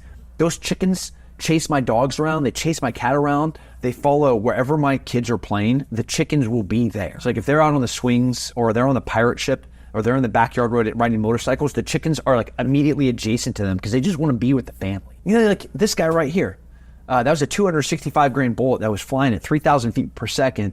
Now they call it the chef kiss, that hole right in the front. You shoot it right in the face. I didn't need a trophy. I was trying to harvest every ounce of meat off of the entire animal, right? So I'm not going to shoot it through here, which is going to take some rib meat. Yeah. So normally, in an ethical harvest, especially when you're shooting wild game that's broadside to, you're going to punch the lungs and go through the heart, so they're immediately dead. Yeah. That's a very ethical way to harvest an animal. Not chef kiss right there, where you just kind of like punch a hole, tons of energy goes immediately into the brain, and it's just darkness. He's sitting there, he was an old bison, eating some grass, and then there's blackness. That's the end. There was no pain, there was no anything. 1,000 pounds of meat. 1,000 pounds. That is like 2 years of meat for a family. Food at fajitas, corned beef hash. No seed oils. Just real nutrient. My dad had to work in a slaughterhouse too. And like the industrial food complex. It's evil. It's toxic. Yeah. They're trying to poison us. They want you sick. Yeah. Like, don't want to be sick? Get chickens. You want to be free? Get chickens. You want to have cute little things running around? Get we chickens. Don't own a chicken company, but we should. Okay. It's the best. I love this. So I want to end with talking about you as a parent, because you took it one step further than most people do, which is not only do you parent your children differently, but you started a school. And that school now has tentacles to start a bunch of other schools. Yeah. And so maybe start with telling me, what do you do as a parent that you think is a no fucking brainer that most parents would think is crazy or have never thought of? I don't do things for them. Parents, I think out of, one, their egos, and two, their own trauma, their history, of maybe not having, they then try to give everything to their kids. And by giving everything to their kids, they're taking away everything that that kid needs, which is the opportunity to accomplish, which is the opportunity to create, which is the opportunity to overcome, which is the opportunity to suffer. I know that sounds hard, that you're going to intentionally allow your child to do something hard. We're like, oh, I'll just go tie their shoe for them. Don't fucking do that. Let them learn how to tie their own shoe. It'll give them this feeling of accomplishment. It gives them sovereignty. It gives them the knowledge of doing something new. It gives them the small motor function of being able to do something difficult. You don't need to do it for them. That is a really hard thing to, I love my kids, and I would do anything for them. And the thing that I have to do the most for them is nothing. I have to let them accomplish and challenge. And I have to do, this is a hard one. I have to hold my wife back. Yeah. Be like, no, let him go for a second. Let him do it himself. If he falls from the tree, he's not going to break anything. He's going to get hurt. He's not going to get damaged. Yeah. Let him climb. Is that part of the core curriculum at Apogee? 100%. If you had to sum it up in a few sentences, what is different between my public school and Apogee? Everything is different. I think the first and most important thing is the ability to choose. In public school, they're given everything. You're taking this test, you're going to use this pencil, you're going to use this piece of paper, you're going to sit in that desk, you're going to sit in that chair at that desk in this classroom. We don't give any of them that. You sit wherever you want. You don't have to sit in a chair. You can sit upside down on the wall if you want.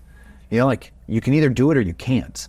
You've either done the work to be able to accomplish this thing or you haven't. We're putting first and foremost inside of them this intrinsic desire to accomplish, to create, to collaborate, to critically think. Yep. And those characteristics are not being taught in school. I argue that they're actually being taken from them. We're trying to build what's inside of them first. This is a byproduct of what's in here. The desire to read and desire to learn and to be intellectually challenged is not because somebody told you to sit down and take the STAR test. It's because there was a catalyst, there was something that was lit and ignited in you. I have to have more. I have to know more. I have to do more. I want this feeling that I just got by creating this thing and then taking this thing to market and then selling this thing that I created and built, and then people like it. And now it feels good because I'm contributing to them. It's very entrepreneurial. And that whole entire line was like an 8-year-old, vastly different. So one is we're giving them all the choices. Two is we are letting them learn by making mistakes. This is a hard thing for parents that aren't quite on board. When they start looking at it, a lot of people want straight A's on their refrigerator, and they want Tommy to come back in his school uniform, and the teacher put 5 gold stars on his little daily sheet as their parents drop their kid off at 8 o'clock, and they're going to pick them up at 4 o'clock because they don't care about their kid. They don't get any of that from us. You have a couple daughters, but you have one that's still quite young. Will you let her make all the mistakes like you will your young son? Do you think there's a difference between men and women and how you parent them in that way? Yeah, but there's definitely a difference about how you parent every single child, and especially boys and girls. But I'll argue that the amount of adversity that women have to overcome is far more significant than the type of adversity that I have to overcome as a man.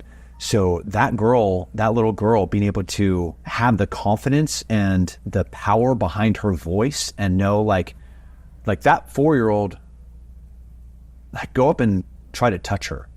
She has a voice and is like, I don't know you, don't touch me. Just instantly, automatically, not stranger danger, just you're a weird person, get away. And where did that confidence come from? That confidence came from her doing hard things, watching her where she was in hockey practice. She's 4. She was in hockey practice yesterday. And I was like, why were you drawing on the ice? And she's like, well, I kept falling. So she was sitting down on the ice and she was drawing with a puck. And I was like, well, how do you think you're going to fall less? She's like, by skating more. I'm like, were you going to skate more sitting on the ice drawing? And she's like, fine. She throws the puck and she gets up and she skates off. I like her already. Yeah. Do you have anything really good planned for the first dude she brings home? I know you do. Yeah, I think it's just be so funny. Comes in, I just walk out of my gun room that is in my house, mostly naked, with like a dead animal hat on and like sharpening a weapon and one of many. But not like make a thing about like, what's going on? And be so sweet and gregarious and welcoming and inviting. Like, I'm so glad you're here. I've been so thrilled to meet you. She's talked so much about you, like really thrilled about what you guys are going to be doing. And he'd be like, I'm gonna just have to. One of the best things that my dad did was when I was younger too, I remember people would say to him all the time what they say to, you have beautiful daughters. And so they're like, oh gosh, karma's going to be a bitch for, you're going to have to watch out for that one. And he would always look back at him and he would always go, they're going to have to watch out for her. Yeah. And like that line I carried throughout my whole life. And I think you've obviously done the same thing with your daughters. We've talked a lot about personal sovereignty across the board and things that people should do to change their life in very small ways and in very big ways. You have a ton of different mechanisms for that here. If you were to tell people like right now, today, one thing to change specifically, is it like go try to do Brazilian Jiu-Jitsu? Is there like a tactical hack that you're like, I have seen, because we've coached thousands of people in shooting, protecting, in buying guns and buying gear. Is there one thing that you think, man, this is actually a hack? It's hard, 100%, but you should do it. What is it? It's grit. Every selection. Hell Week with the SEALs, Team Week, Special Forces selection. You cannot, there's not a predictor of like this guy did jiu-jitsu or he was a wrestler or he played water polo. Sure. Like the best swimmers in the world go to BUD/S and they bail out just like everybody else. The freak D1 athlete that played football, like he is the superhero build, shows up at Special Forces selection, he quits just like everybody else. Like the predictor is grit in business. Like if you walk out here and like if you think about all your successful entrepreneurial friends, like what is a characteristic they all have in common? Like Dan and I do not have anything in common. Yeah. Like we physically the opposite, like intellectually the opposite, like our approach and values like very dissimilar. What do he and I have in common? There's grit, a thing that is just gonna keep fighting. And just like that guy at selection or that guy in BUD/S, he just won't quit. So how do you build grit? That's the question. This is the hack. It is suffering. I was listening to a TED Talk and they're talking about kids becoming successful after college, and they're looking for a characteristic that was the predictor. And at first they were looking at like their grades and their IQ, where their internships were. Like if one was at a Fortune 500 company, ultimately they had to change the whole entire measurement scale because they couldn't find a predictor. Then they started looking at characteristics, personality characteristics and specifically. And the one thing that stood out was grit. Someone that has resolve. Like these are all synonyms of grit. That is a direct byproduct of the physical challenges that somebody does in life. Some of those you can elect to do. You do those by choice. So the hack is go do hard things. Go do jujitsu. Go climb the mountain, hit the peak, find the summit. Like apogee, the word apogee is the top culmination of a moment. It is the summit of a thing. It is a crescendo of a song. To reach that thing is you have to do all of the suffering leading up to it.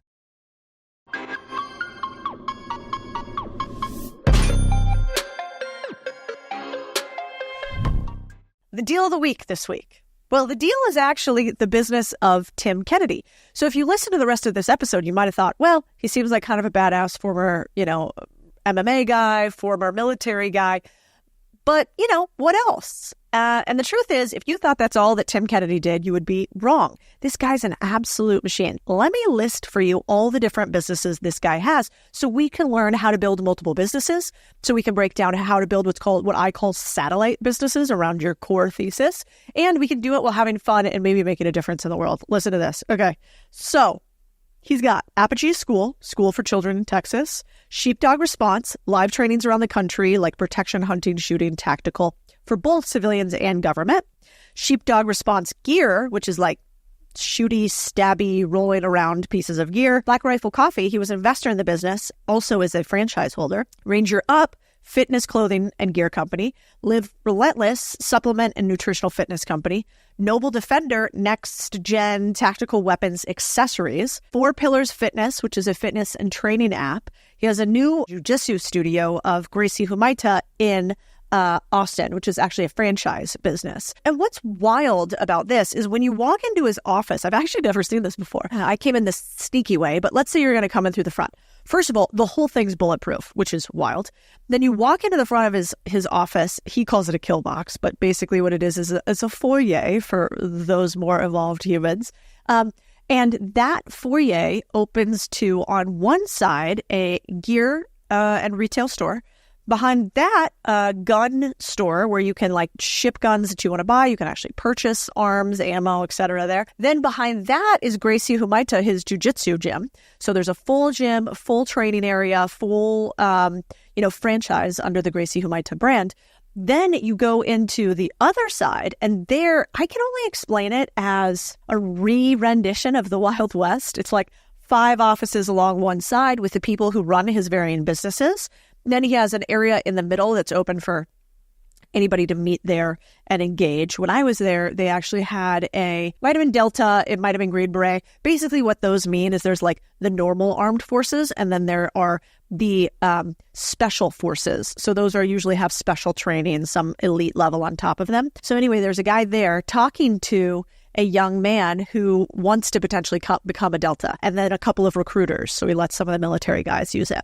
Then he's got his online businesses in the back where he does all of the shipping from them, like a big, unit for that. And then he's got 2 podcast studios, like one that he lets some people rent out, one podcast studio that he uses, and his office.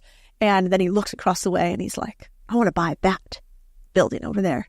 And what I thought was so interesting is, you guys heard this during the podcast. He was talking about, weaponize things for good. The way that I look about this business model that I think is fascinating is what I call the core satellite. So when people ask me what type of business I should buy, I typically say something like, well, if you're an accountant and you know accounting and you've managed an accounting business before, you probably should first go out and buy another accounting business because you already know this. It's like the devil you know. And then on top of the accounting business, maybe you could layer on like a financial advice business. Maybe you could layer on like a financial education-based business. Maybe you could layer on an app for accounting. Maybe you could buy other accounting companies. So you have like your core of the thing you're really uniquely good at, and then you buy these satellite businesses around it. Now, Tim's built these businesses, not bought them for the most part. I think he bought into the Black Rifle company from an investment standpoint and bought the franchise rights. But what's so cool is they all make sense, right? If he gets one customer to Gracie Humaita, guess what they're going to need? They're going to need jiu-jitsu gear. Oh, great. Buy it in the store right there. They're going to also potentially need workout gear. Oh, great. Buy it in the store right there. The likelihood that they are also into hunting and fitness and protection, so we'll do some sheepdog courses, really likely. Might they also be somebody who buys a gun? Probably. The fascinating part about the jiu-jitsu thing is I used to do jiu-jitsu back in the day. I should really get back into it. And I did some women's classes. 70 to 80% of all females who practice jiu-jitsu have either been sexually assaulted or have known somebody who was sexually assaulted, and that was the reason they came to jiu-jitsu. It's really powerful to see these women want to protect themselves more because it's a scary thing. I get it. We weren't taught to like fight. We weren't really taught to roughhouse. And so learning all of that is really, really cool and interesting. And then he can also support all of his portfolio companies through this big media empire he has, which is he has a podcast, he has books, he has a bunch of social media channels, and he has people like me come in there who would interview him. He was like, can we do it at my office? I said, sure. And so I went into his office and we basically toured all of it. We're going to show you guys some short form content about it too.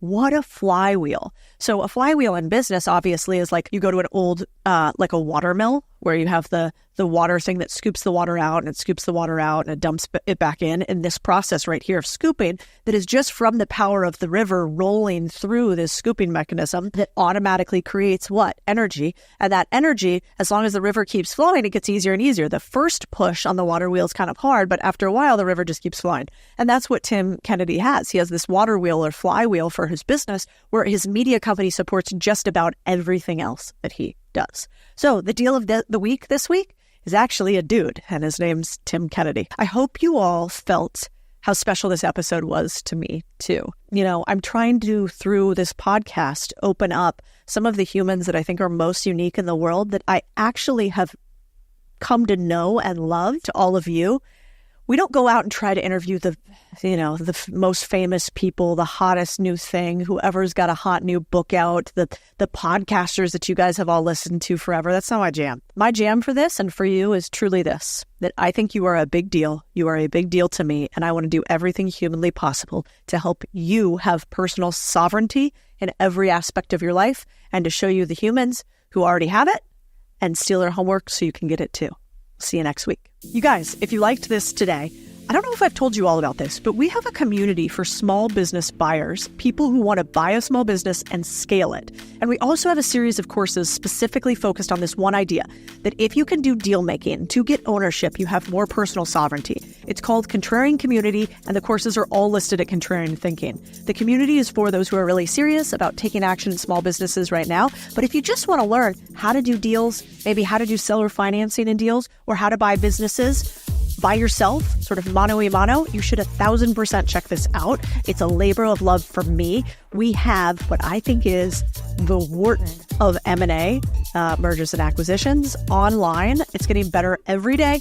And if you guys haven't checked it out, you should go do that today. Contrarianthinking.co, look up education and see if any of those things are right for you in your business buying journey. That I have it, you know that I got it. No need to look all in the bag. Stunting like this because I work so hard. I'm the best.